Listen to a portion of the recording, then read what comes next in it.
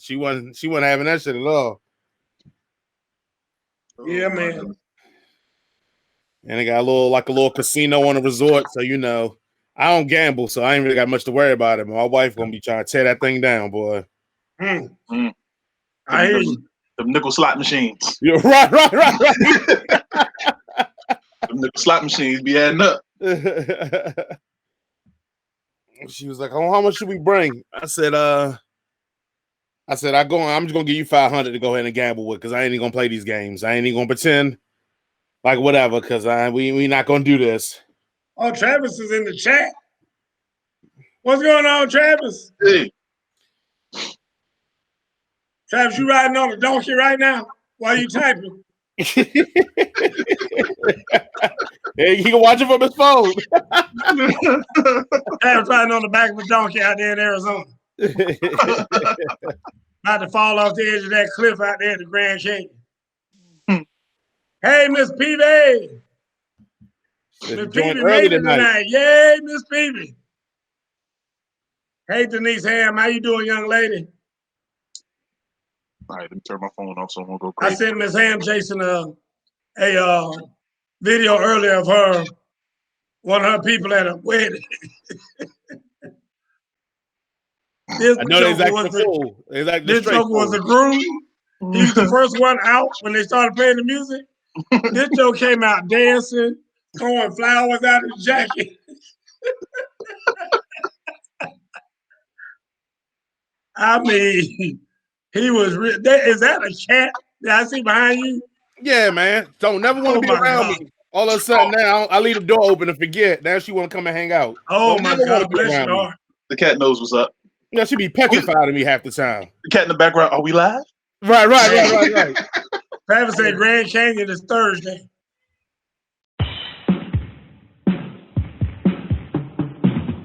Play the clock. Oh, you already know what it is, man. Ooh and J, they coming through. Straight no chaser. Straight from the hip.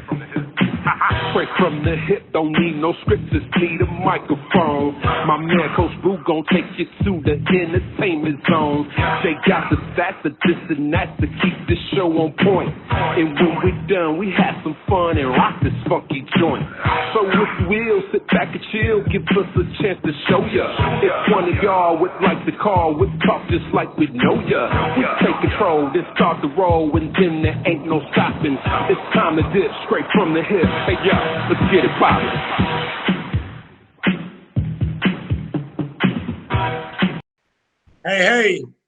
Hey, Miss Hood. Miss Hood is in the building. Welcome to Straight from the Hip. I'm your host, Coach Gerald Boo Mitchell, coming to you live from the Palace at Black Mania. Here also, of course, we have Mr. Jason B. Allen. I like when they put that middle initial in there, Irv. You know what I'm talking about? They more distinguished. Yeah. Like Michael B. Jordan, Jason exactly. B. Allen, Exactly. What's the B for? Bernard? Jason Bernard? Nah, man. My name is White. My name is Jason Brian Allen. I got all the white folks. That's why I can keep a job. And of course, we got Big Irv coming to us from DC land. Gonna give us all of the intel that's going on up in Northeast area. What's up, Irv? How you doing tonight? Doing all right, fellas. Let's get it going. Good, man. Good. All right, Jay. Break it down for what we gonna start with tonight. Man, I'm just gonna let you run it. You got all the good topics. Hey, I want to talk about the first topic I want to talk about. I'm telling you right now. Y'all know I'm a football guy. What in the hell is going on in Houston, Texas with Deshaun Watson? I mean, now they're up to 19. I mean, when does this stop? I mean, are they going to get every masseuse in Texas to accuse him of doing something? And the bad thing about it is, and then I'm going to turn it over to you, Irv. The bad thing about it is what I'm hearing is that the police are saying we have zero evidence of these things being done. I mean, there's absolutely no evidence whatsoever. Irv, give me your thoughts on it. And it's weird because the funny thing is now all of a sudden it's an accusation coming out saying he erased messages off of Instagram. Yeah, I guess Instagram broke it now that you can do that. Yeah. But that they can't trace them. Yeah, it's crazy. Look, I think until the funny thing is, things are never 100% till names come out, and it's a bunch of unanimous people coming out saying all this craziness. And like I say about the sources that say all these people with no names come out and say things, until somebody put a name behind it, man, can we really trust it? I agree. Like Mr. Peavy said, he just said here the owner's mad because he won't play for them. And I agree with you, Mr. Peavy. I think that he has basically said that if you're not going to play for us, you're not going to play for anybody. Jay, what you see from up there on high? Jay gives us the opinion from on high. Like, I want to first and foremost to do the disclaimer. We want to at least respect all victims if there are any victims involved here until the whole story comes out. But with all that being said, it is very convenient of the timing that this will come out. Convenient that it seems like the number is mounting up. So I understand Deshaun Watson's a very huge star, and I get sometimes people are apprehensive about coming out against a huge star. But when you up to 20-something women and nobody talked about this, and Coach knows, like Irvin and I know, like we all know people connected in the game, that something would have been rumored to be like, hey, man, Deshaun Watson ain't as good as the guys we think he is. Like, you know what I'm saying? Somebody would have made a comment offhand some years back or in a rare situation that would make it. It's kind of like when I was at Penn State.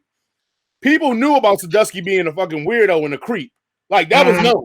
Like, that wasn't a hidden thing on the campus. Like, people knew. Now, with the kid thing, we didn't know it went that far, but we knew he was a creeper. Like, he just felt weird. Yeah. For no one to ever have a bad word to say about Deshaun Watson ever, and then all of a sudden, because he's beefing with a very powerful guy, a billionaire, a racist billionaire at that, all of a sudden, numerous women are just coming out of woodwork saying that he's done all the similar same things. It just feels of something more. Because again, like I said, we all know people that know people.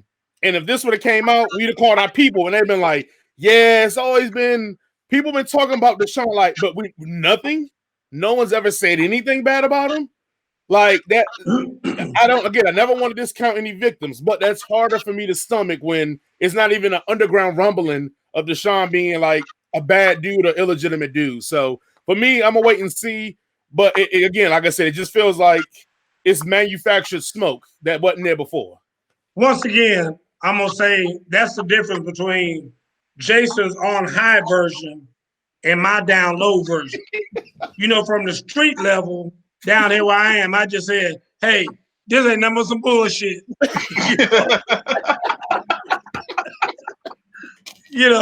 Jason starts off with a disclaimer. So I just want to make sure everybody paying attention to that. So anyway, let's move on to our next topic. I'm gonna stay with the NFL for just a minute. And I know we're gonna kind of jump the scheme a little bit from what we talked about earlier, but I'm gonna talk about the NFL Combine because Irv brought this to our attention and said, "Hey, we need to talk about these combines and pro days and how they're all really a bunch of old boo-boo." So with that being said, I'm gonna turn it over to Irv and let him hit it first. Then Jay will go and then I'll finish it up. Go ahead, Irv. Listen, I agree. And as a former player, if you can boost your status and get more money through these pro days and combines, by all means do it. Yep. But if I'm looking at your tape and I see a guy that in your career had 400 yards receiving, average, and just because you run a 4.2 does not make you a first round pick. That tape says a whole lot. So my thing is, and John Ross was one, but there's some other guys that actually benefited and it showed up as a good thing. Like DeAndre Hopkins, he had injury career when he was at Clemson, but he still showed out, and we see how great he is. But it's a lot of suspect guys that's coming through the combine, and like Vita Vea, how many times he's been hurt, even though he's a good player. But he went and did that bench press and broke the record and went from a early second round to a very early first round. But like I tell everybody, man, the tape don't lie. I'm with you. Jay, come on, Jay, give me something. So like I'm in favor of the pro days, but and I think I've said this on record too. I'm in favor of the pro days, not because the shirts and t-shirts and a guy chasing them with a broom. I can give a shit about all that. I'm for the pro days because of the interviews. I like for people to get in there. I want you to talk to the custodian. Hey, like, you know, does he talk to you when he comes in the building every day? Does he just throw shit on the ground and expect you? Like, I want to get from the people that's in that building that don't got nothing to win or lose by saying what they feel about the person I'm looking at. That's why I like it. And I also like the interviews. I know a couple of years ago when it was the combine, it was it was a lot of years ago with Des Bryant and the questions they asked him. But let's keep it 100. Des Bryant never lived down those questions they asked him about, you know, his mother and his parents and their situation. And lo and behold, he had issues in the league when it came to what, you know, him and his mother in the mall. Like, I think the pro days are good for that. You want to get that unfiltered look because, you know, coaching, you're a coach, but you keep it more real than most. But most coaches go, oh, he's a good kid. He's a great kid. He blah, blah, blah. Hell, Urban Meyer was bigging up Aaron Hernandez. And we saw how that turned out. Yeah. So I want to talk to the joker that's like the equipment manager that ain't got no dog in it. You know, they try to hide in the back. I want to talk to that man. Hey, come here. How's this kid? Is he an asshole? Like, be real. Like, that's what I want. And that's what I think the only importance of it for me is that getting in and see if this guy is really about organizational and business, or is this just a, you know, everybody's hyping him up and he could throw a million miles per hour and throw it 90 million feet, but it don't matter because the dude's a jerk and he don't study and he don't work hard. And that's what I want to get in there for. But other than all the other stuff like you, all that other shit's useless, man. Yeah. Well, I'm a totally agree with you on that, Jason. I think it's great. And if it were me as an owner or a general manager, I'm going up to the janitor, like you said. I'm like, look, man, I'm going to give you $100. And all you got to do is talk to me for 5 minutes and tell me the truth about Joe Bob over here or Billy Ray or whatever. And I just want to know, is he a jerk? Is he hard to get along with? Yeah, that's all I need for you to tell me for 100. And I'm with you on that. I think that's important now. Pro days, especially for a lot of us who've been through this, was nothing but a second chance kind of a day. Because, you know, it's kind of unfair that you already get these people go to the combine. Then if they mess up at the combine, they're allowed to go try it again at pro day. And a lot of people looked at it as being that way, like it's just a cheat for the guys who mess up. Now, I will say this. In the world of coaching, there's nobody more arrogant than a professional football coach because they think they know everything. So like you said, Irv, even though you got it documented on tape, John Ross sucks. He's not good. He drops balls all the time. His ass don't know the playbook. They got words out there printed on his hands to tell him what to do. I've seen that. You know, all that kind of stuff. But he goes to the combine and runs the 4.2, and guess what a pro coach said? I can fix it. I can fix it. Yeah. I can teach him how to catch. You can't teach that.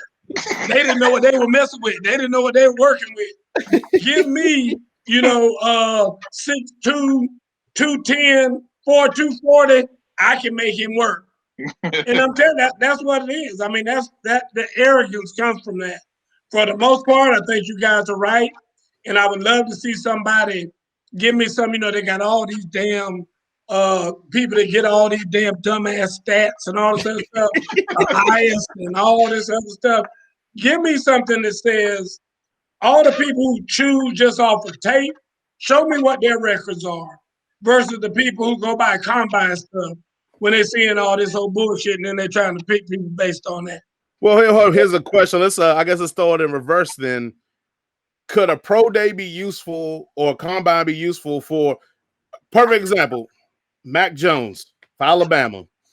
The tape looks good if you're just basing it on that for the naked eye. And I know people like you, Coach, and even some you, Irvin, and scouts could look at tape in a different way, but the numbers look good. The tape look good.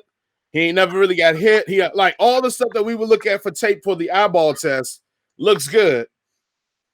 Would a pro day be helpful for you to go there and see, okay, well, this kid, he was really unathletic on tape, but now I'm seeing him in person. Maybe it is more of a wiggle there than I thought because maybe he played within the system. Like, let's take a guy like Justin Fields. He's probably a better example. they talked about how well he's a one read guy. His progression isn't great, but we've all watched enough of Urban Meyer type offenses to know they're usually RPA one reads anyway. So is he just a one read guy, or is that what he was asked to do in that system? So what happens then when the tape shows you one thing? How do you figure that out? How do you evaluate now? Pro day much better for me, the owner, than for you, the player, in my opinion. Gotcha. Because like you said, it's good for me. Kind of say, man, this joker clumsy as I don't know what. And he looked thicker on TV. He's skinny. And a lot of times, colleges or pro organizations will go to colleges because they want to see how tall somebody is. Or they want to see how big somebody is because it's hard to tell when you see them on TV. Remember how they made such a big deal over Kyler Murray by how tall he was. And everybody waiting at the pro day to see what his official measurement was going to be. Because, hell, somebody said he was 5'8". You know, he wound up being like 5'10", something or another. But like I said, I mean, it was just crazy. Let me answer Travis's question. Travis said, do you guys think pro day is more important for the projected first round to show that they really are good, or for the player that is later round pick, et cetera, et cetera, et cetera? Let me say this, Travis. Most of those guys that are projected for the first round don't do diddly shit at a pro day anyway. So they're not going to try to mess up their projection. And more times than not, what they'll do is they'll go in there and weigh, and they'll go in there and let them get their height, and they'll be like, see ya, I'm not doing anything else. Now, some of them will go in there and say, you know what, since I am a 5'10", 181-pound wide receiver, I'm going here and bench press and do this bench press 40 times and break the wide receiver record. And then after that, I'm done. So they pick and choose, Travis, what they want to do. Some quarterbacks choose to throw. Some quarterbacks choose not to throw if they feel like it's going to up their stock, which, you know, Mac Jones is a perfect example of that. He needed to throw because he needed to try to change somebody's mind. And, Jason, I hate to tell you, they say that San Francisco locked in on that joker. Yeah, we're going to talk about that in a moment because I'm a puke if that's true. I'm going to tell you right now, if I'm telling y'all right now, I'm going on record. I'm getting me a new damn team if they draft Mac Jones. Jason, I love you to death. I mean, know me and you've been down a lot of roads to San Francisco. I'm done if they draft Mac Jones. And I mean, and first of all, Jason, they sitting up there the other day, John Lynch talking about, well, right now, Jimmy Garoppolo gives us our best chance of winning. I kid you not, I got sick to my stomach when he said that. Jimmy Garoppolo gives us our best chance of winning. But anyway, all that being said, so like I said, I mean, we don't have any other quarterback on the roster but him. So yes, by the technical sense, right now, Jimmy Garoppolo gives us our best chance to win. He's the only. Say if not, we're gonna have to put a defensive end back there. Let him play. What I was gonna say too, my last point on that is like, I think also a pro day will be helpful. I know kind of with Travis's thread, but I think a pro day is helpful also for a player on a team that does not utilize his position very actively. So first team I think in my mind is a Georgia Tech. We know goddamn well them receivers are blockers. You just call let's call it what it is. Yeah. Right. A pro day is helpful for me there because now I get to show my Crispin running routes. I get to show me going all out.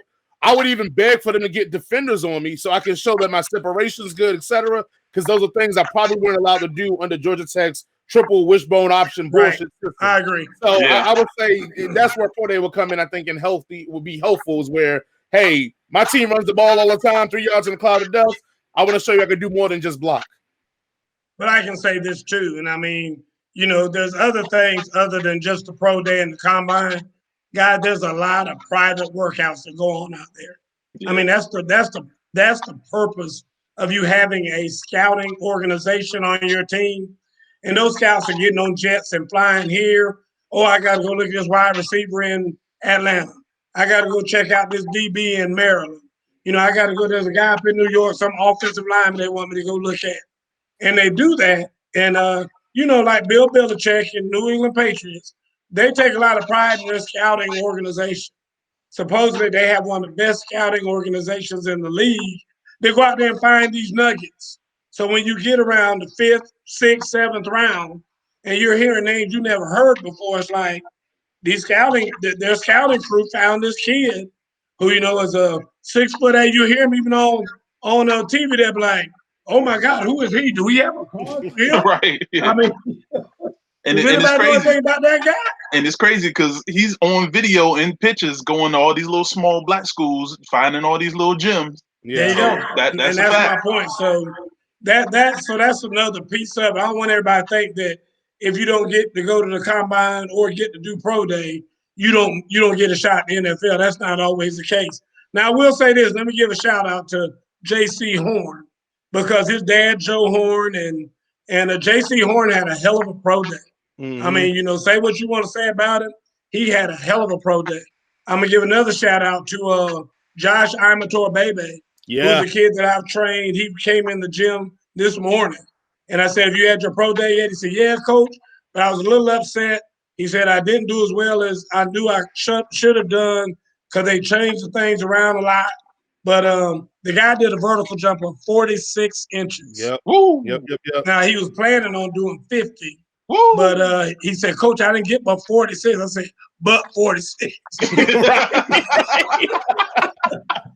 I said, everybody else getting 30s and maybe, you know, mid 30s, like 35. You had 46 and mad about that. But then he said his 40 times what really bothered him because he'd been running at the place where he was training out in Arizona. I guess Travis went out there to train him out there in Arizona. Yep. But anyway, he said in Arizona where he was training, he was running like 4.3s. And he said they got him in like a 4.41 to a 4.44. But I mean, that doesn't sound like a lot. That's a lot of money, guys, in that range right there. But he's projected, he said, between third and fifth round. But he said he just wants to go anywhere. As long as he can go as a free agent, he's promising he's going to make the team. So, I'm looking for him when I got my fantasy draft. I mean, you put me on the home kid, that kid early, and yeah, he's just a freak of nature, just physically. Yeah. So, here actually, I got a clip pulled up from his. Yeah, I remember this. God, this is amazing. This is him, and this is him as a high school kid.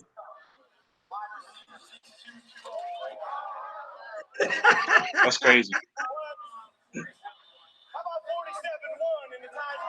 47-1.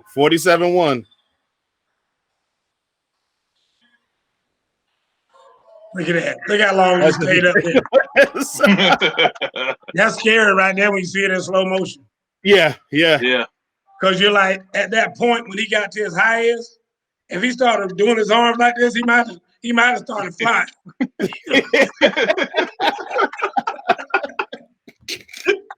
That is crazy. You're right. No, but and the thing about it is, too, guys, that kid is a model citizen. He is extremely smart, very well spoken, one of the nicest guys I've ever been around. Yes, sir, no, sir, to everybody he talks to. Speaks in the gym to everybody he talks to. I mean, everybody who he even sees in there. He's a great kid. You know, so like I said, I wish him very well in this draft. All right, let's go ahead and talk about the big draft move, man. Our current 49ers jumped to 3.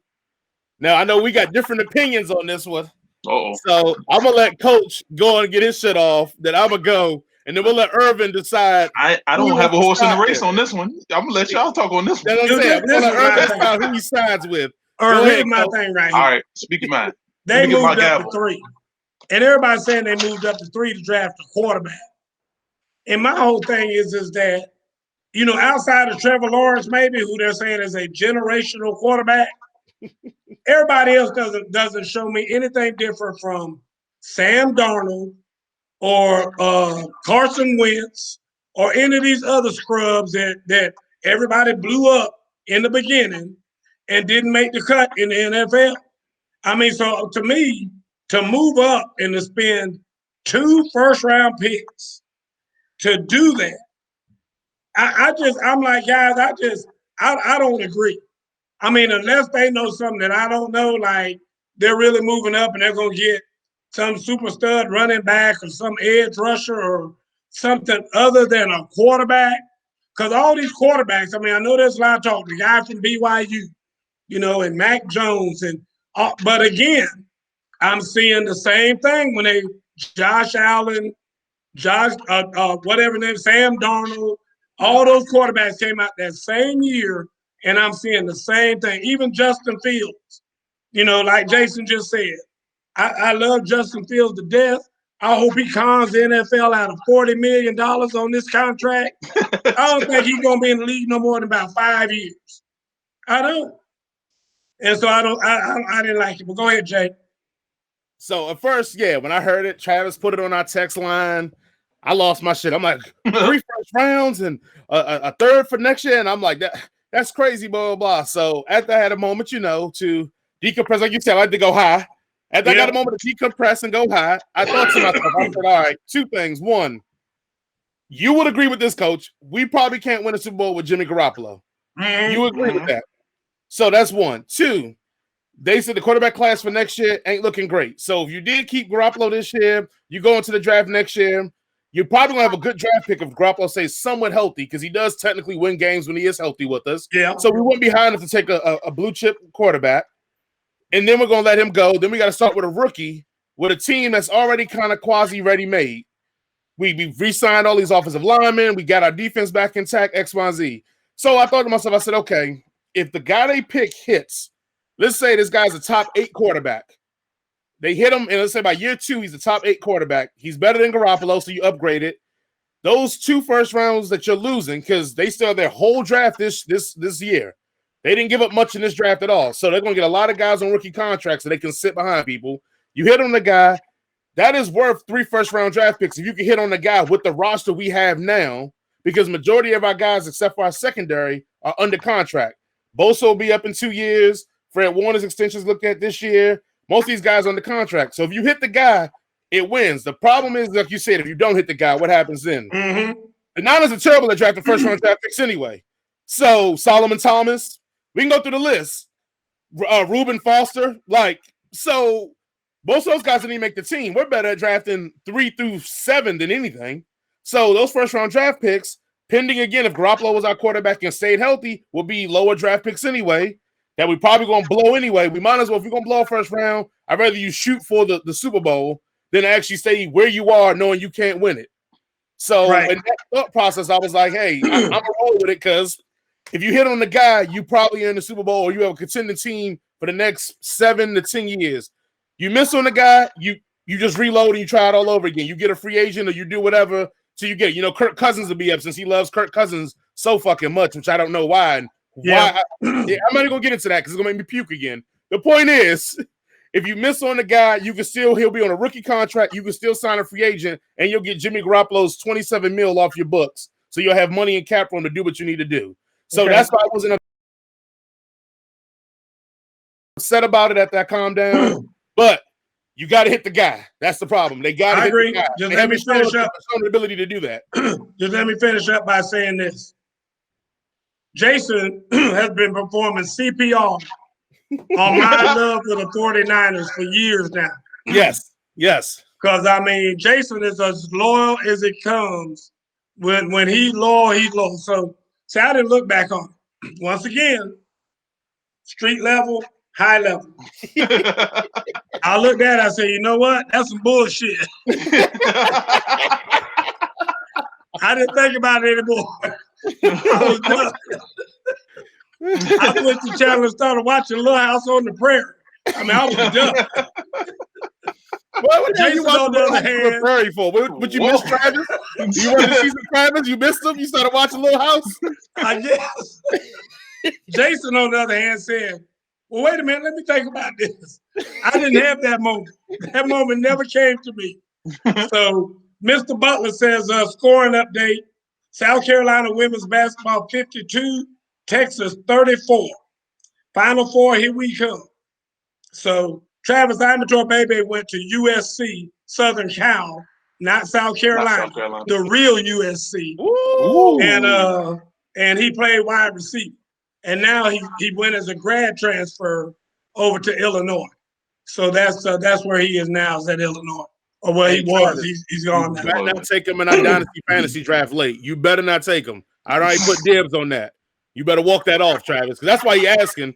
So when it's our fantasy dynasty draft, he could try to get him before me and try to trade me that shit. Fuck that, Travis. So anyway, all right, Jay, what we got next? Well, Irv, what do you think? What's your assumption on the trade, or me and Coach's views on it? Listen, Jay, you had the more realistic, and Coach was just real. I don't know how much I could. There's no better way to put it. Yeah, but look, as long as you ain't drafting no wide receiver, because out of all the names that you named, wide receivers was always the worst first round pick y'all had. Yeah, AJ Jenkins. Yeah, I remember. Lord, and I forgot the cat that y'all drafted. Has he even played? I mean, Brandon Ayuk? He had his moments last year, but I mean, okay. Yeah, he was injured. Yeah. I mean, again, yeah. Like I said, I'm about to find me a new team. So if anybody want to start, first of all, AFC North is out. Don't send me any team from the AFC North. Same thing with the NFC South. I want to hear none of the teams. Anybody else, I'm kind of open to. Anybody. Well, I take that back. NFC East, I don't want none of that either. Okay, I was about to say, hold on. You got to add another one. Don't want none of NFC. What about the Packers? Can you ride with the Packers, or it's too cold? I might have to learn to ride with the Packers. I'm telling you. I mean, I might have to do that. I got to do something, because if they draft Mac Jones, I'm done, Jay. I can't go through that. Look, I can't. I will admit, I will put this on. If they draft Mac Jones, I'm gonna give it 2 years, but I may have to walk away. I'm gonna give it 2 years to see what he becomes. But if they draft him, I might have to walk away. It's gonna go back to the early 2000s for me when I didn't watch it. When I just didn't watch the Niners no more because they were just terrible. Like, went from a 4th rounder to a late first to a top 3. I know, dude. Is that not crazy? Let's not even talk about it. Let's not even speak into existence. Let's pretend like it's gonna be between Lance, Fields, and Wilson, which Wilson will probably be gone. But Lance and Fields, let's just keep it between them, because I don't even want to. I think it's insane that they're saying that the first 4 quick picks are going to be quarterbacks. Quarterbacks, yeah. That's insane to me, because none of them are that good. I mean, they say Trevor Lawrence is Trevor Lawrence. I'm with you. I understand. You know, he's a generational talent, once in a lifetime. The rest of them are just regular. I mean, they just. I mean, like I said, Justin Fields reminds me more of Lamar Jackson than he does of Russell Wilson. I'm just telling you. I mean, that's what here's a question I don't think nobody wants to even talk about, because, you know, once they crown somebody, you know, it's a wrap. Is it just me, or do Trevor Lawrence look like he lighting the ass? Like, Trevor Lawrence like he'll take a hit and just break, or is it just me? Like, I'm gonna tell you what, he'll surprise you though, Jason. Like, you know, the national championship game, was it this year or last year? No, it wasn't last year. It wasn't this year, because they didn't play it this year. Right. Last year, he actually ran a touchdown for about 60 yards. And you were like, damn, I know he can run like that. I mean, I know he's fast. Remember, we talked about it on the show, him smoking corners. And I was like, if you black, turn in your black card, let that white boy run past like that. I mean, I think that he will surprise you in the fact that he is, I mean, he's good size, number one. And he's that's why they say he is like, I remember when I came out, it just happened to be that year, they talked about Troy Aikman the way they're talking about Trevor Lawrence. But I mean, Aikman was the prototype. He's everything you're looking for in a quarterback. His height, his weight, his arm length, his arm strength, everything about him was the guy. And they were right. I mean, you know, obviously he went on Hall of Fame career, et cetera, et cetera, et cetera. So that's what they're forecasting about Trevor Lawrence now. Well, wait and see. What do you think, Irv? Because he just seems small. I mean, I say small. He just seems really skinny. That's maybe what I'm looking for. He seems really skinny. He's one of those situations you got to see him in person. Because I seen him next to some of them linemen he got, and he don't look small to me. I'm with you. I agree, Irv. I think you're right. Yeah, I'm probably just hating on him. That's all. Maybe I hate on him enough. He'll drop the number 3, and we'll take him. No, that ain't happen. That's what. Yeah, you can forget that. I don't know what is gonna happen, but I know what ain't gonna happen. Urban Meyer is no fool.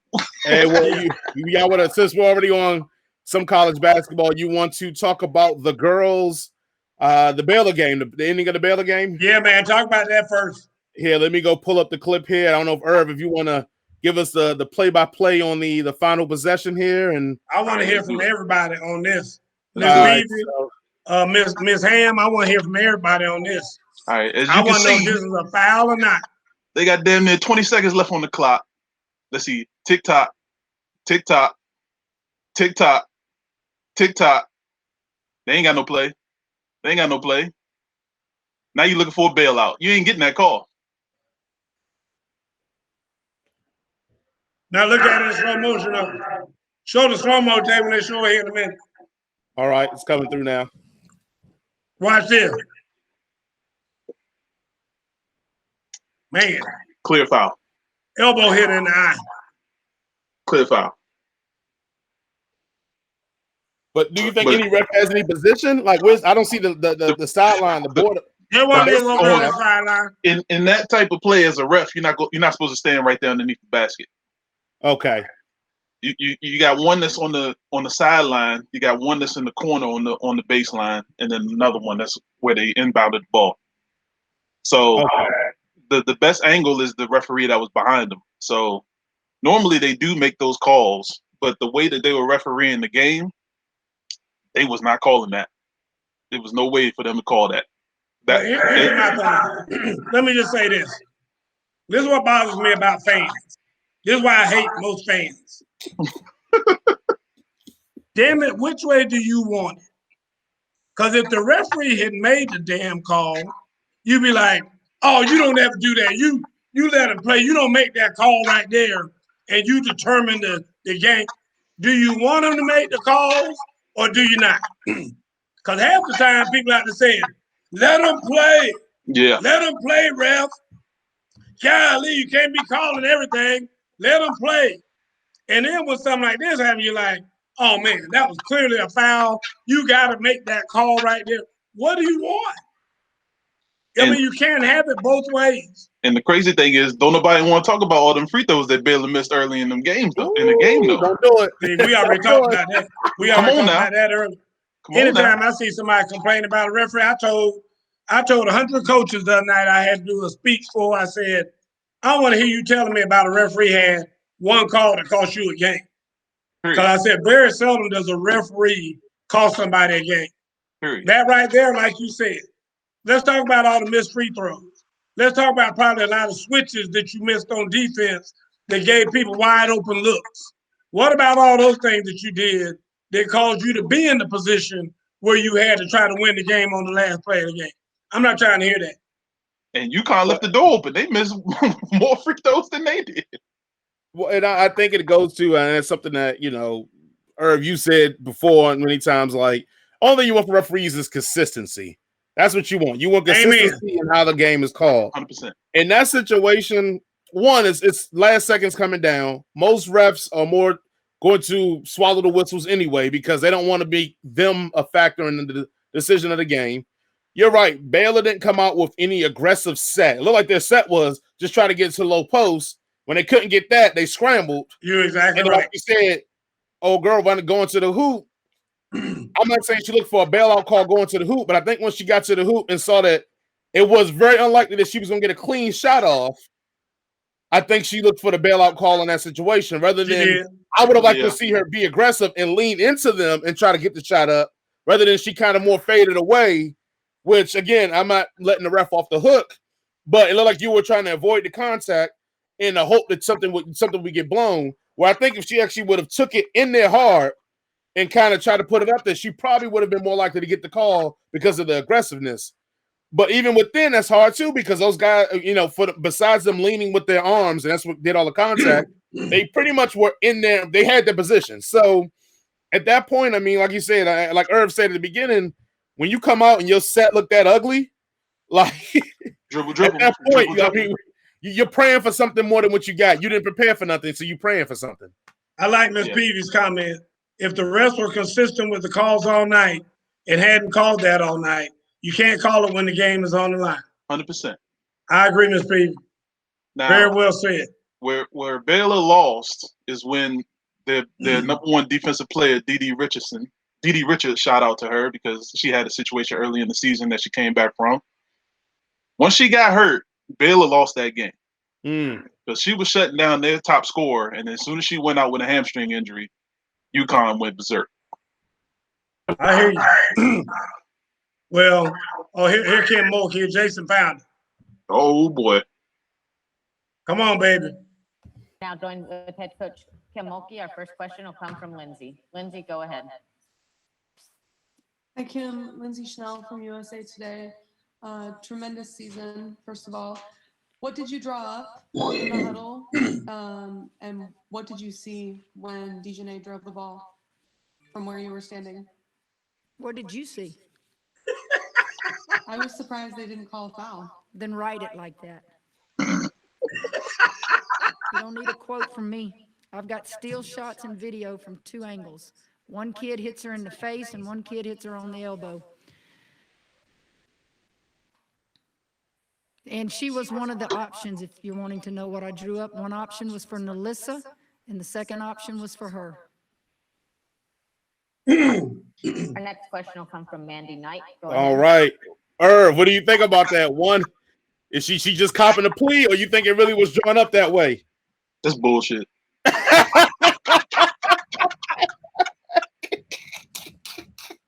Irv, I got questions. I got follow-up questions. Would you have been happier if she had just said, I didn't really draw up shit? No, I'd have been happier if she said the play that I drew up didn't work, and since we didn't have a timeout, they went on with something else. Don't lie like that. All right, let's watch the play one more time. Let's see. Let's maybe give her some cape here. We'll give her some cape if it's true. All right, Irv, I'm about to watch it one more time. At what point did the play fall apart? All right, I'll let you know right now. All right, let's see. Dribble.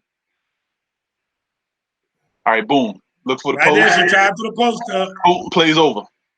Play's over. It's over. Everybody scrambling around. Now, honestly, the big woman in the post, she did a bad decision trying to block out the player. Yeah, let's see it again so you can show what to talk about on it. All so right, again, look at number 1 in green. All right. Yeah. She's out to play. All she got to do, she sees the ball going to the other side. That's the horrible box out right there. They tell you to use your butt, but you got to get better position on that, so you can give your man a better shot on the baseline. Oh, so you said when she did drive, she should have blocked her out when she did drive to try to give her a better lane. Is what you're trying to? Yeah, the best way to say it is they wasted time out a little bit earlier before that. They really needed it right there. I'm a Kim Mulkey fan though. I like her. Love her so to death. I like that. I like that sound bite. Love her to death. But that was bull. I liked it even better when I saw it when she wrestling with her man. What did you see? What did you see? Yeah. I see you messing with you trying to figure out an answer. That's what I see. Hey, look, hold on. How's she gonna be so gangster though? Is she gonna be like, man, I got steal shots, and she had a fucking text message? Yeah. She can't even put it to the black screen. I got steal shots. Yeah, man, that was funny. That was funny. God damn. Oh my God. Yeah. Gotta love coaches. Gotta love coaches. What we got left on tap here for you, Coach? We got well, we're talking about let's talk about the men's now. We gotta talk about the men. Right. Okay. Men's basketball without Travis being here. Oh. You know, Travis is the men's basketball lover. At the end of the day, what day was it, Jay? I sent y'all my text. I was watching. Who was I watching? Oh, Loyola Chicago versus Oregon State. And I said to all y'all, I think you on there too, Irv. I said, yep. I have never seen this many white players on the basketball court since the premiere of Hoosiers long time ago. And I was like, how did these two teams even get to this point? And it was sad. The halftime score was 24-16. That's a halftime score of a grown-ass men's basketball game. I mean, we ain't talking about like dwarf basketball or something like that. We talking about grown men basketball, 24-16 at halftime. What is this? March Madness. I sat there with my arm crossed like this and watched every minute. I was like, this is horrible. And then, of course, somebody's got to win. And it wound up being Oregon State winning and beating them and moving on.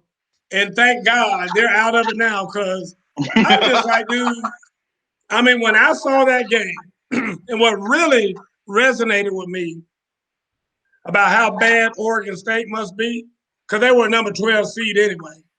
What really resonated with me was how bad they were. Was when I saw the white dudes out there playing basketball. And one of them goes down and does a very unathletic, gets the bucket plus a foul. And so then they show the bench. And there's like 5 black dudes over there clapping. I'm like, why aren't you out there on the basketball?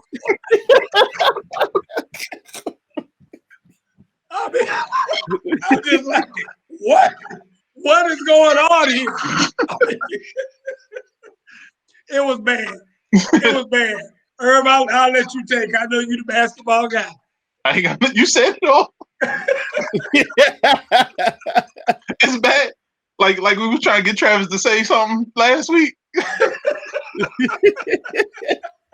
I didn't want to say nothing. When you sent the text, I was like, well, you do.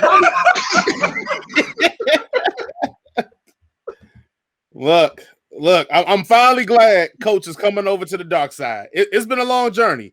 Dude, it's been a long one, because I've been on this show. What, though, I'm a Dookie, and the fact that Duke wasn't even in it, I mean, that hurt me to my heart. But like I said, I mean, I just did not. I have not yet, and I'm telling you right now, I will say this: I have become a Baylor fan because I like the way them kids play basketball together.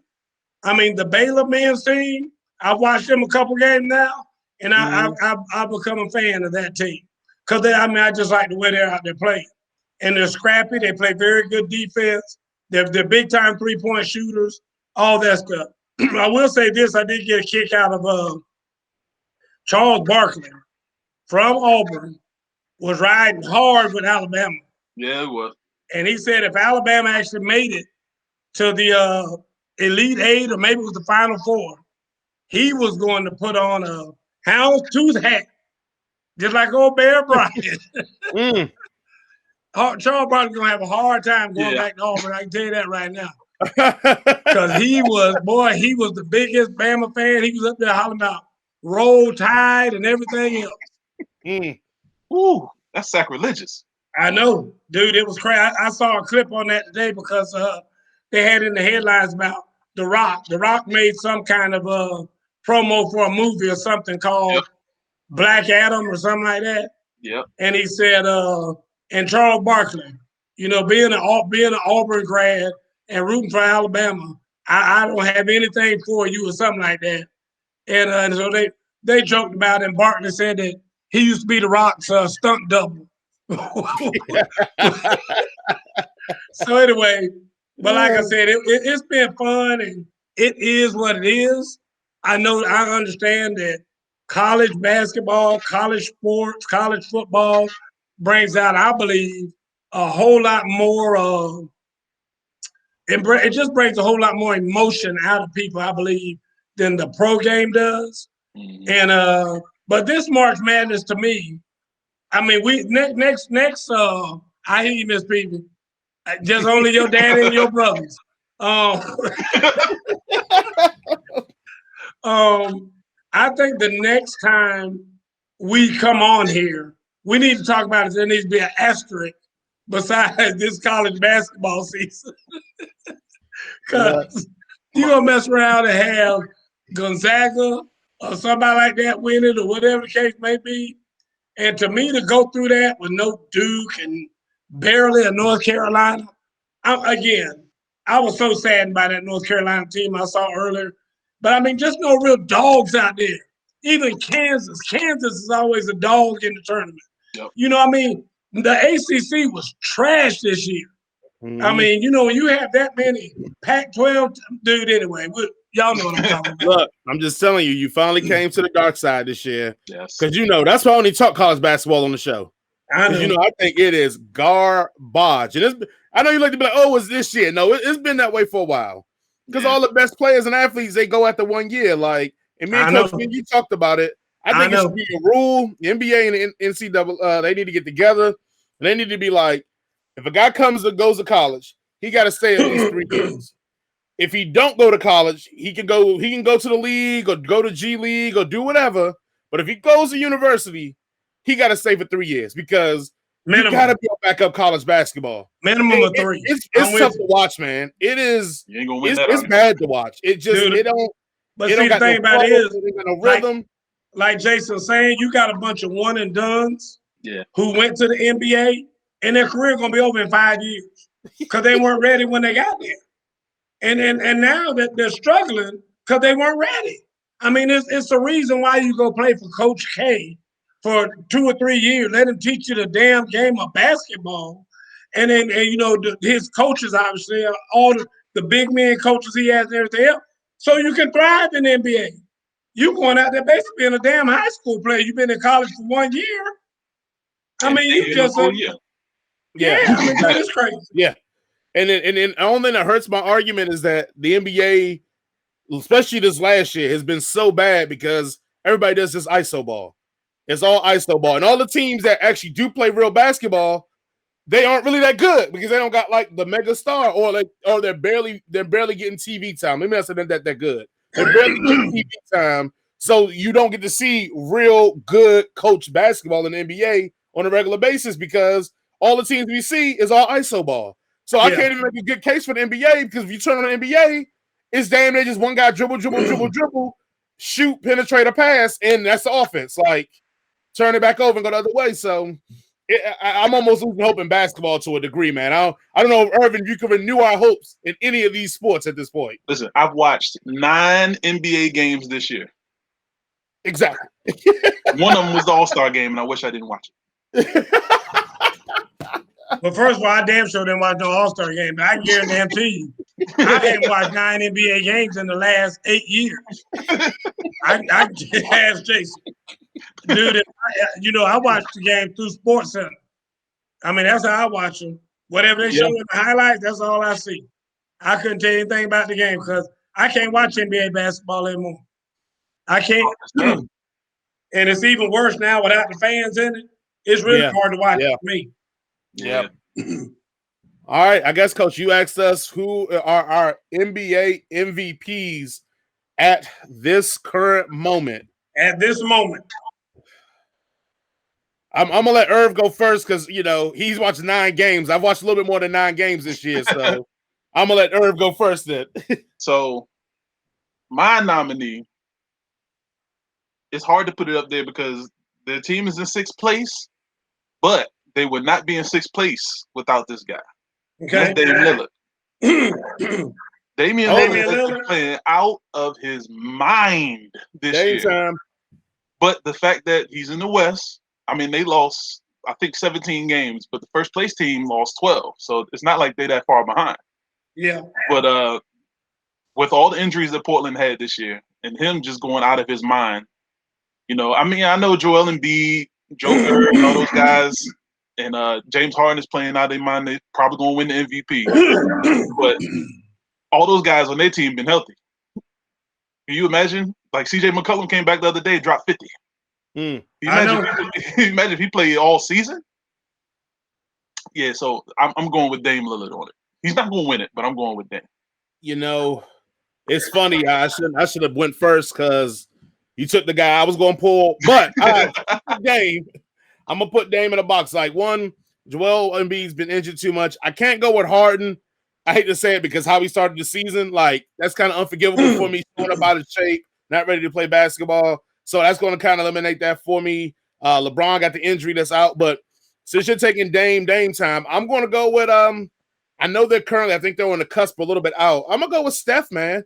Steph has a lot of heat on his name because everybody's like, oh, well, he don't play no defense. You know, with Clay being out, they don't got no talent. Now KD's gone. Like, it's always been this heat as if Steph ain't done it before and been a beast. But this time is even more impressive because he's dropping buckets and don't got Clay.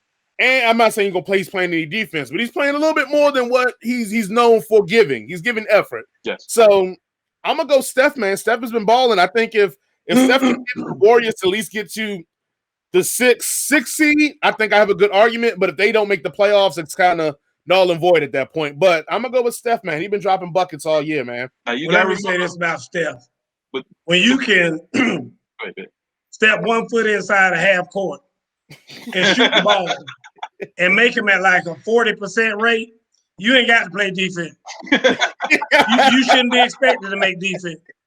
I mean, that's crazy to me. I mean, I've never seen anybody shoot the ball like he does. And Jason, I agree. Steph is very good. Dame is another one. But hey, I'm officially, if I got to pick a team, I am officially a Brooklyn Nets. I knew it. And my MVP right now is James Harden. You got to go with Harden right now. I mean, he's dishing. He not only is he shooting, because you know he's gonna shoot and he's a scorer, but the things that he's doing as far as passing the ball, and I mean acting like an actual leader for a change. I mean, Durant's out, and you know a lot of people say that they can't win it without Durant, but I mean I'm gonna tell you this right now. I like to see the combination of Kyrie and Harden. I mean, it's been working. And like Jason said, as long as Kyrie keeps taking his medicine, I mean, hopefully it'll be okay. And you know, I mean, and Harden can. I know the whole pro game is about me, and it's about confidence and this, that, and other. But damn, Harden, I mean, humble yourself just a little bit for me. I mean, say something like, "Hey, listen, I don't really care about that old MVP thing. Y'all stop asking people that all the time, and this is a team game. I mean, just pretend like, you know, you feel that way about it. Cause like, oh yeah, MVP, who should be the MVP? Me for sure. You know? I mean, that's the way he answered the question the other day. I'm like, God dang, I'm trying to like you. I mean, stop acting like that. Because you know, Black Jesus, I mean, he tough. He tough to get along with as far as reporters and whatnot, and fans and stuff are concerned. I don't get it. But anyway, folks, it is 9 o'clock. It's about time for us to get out here. Before we go, I'm going to make an announcement. Y'all know my birthday next month. May 22nd is my birthday. Now, never done this before in my life, but I'm going to have a birthday week this year.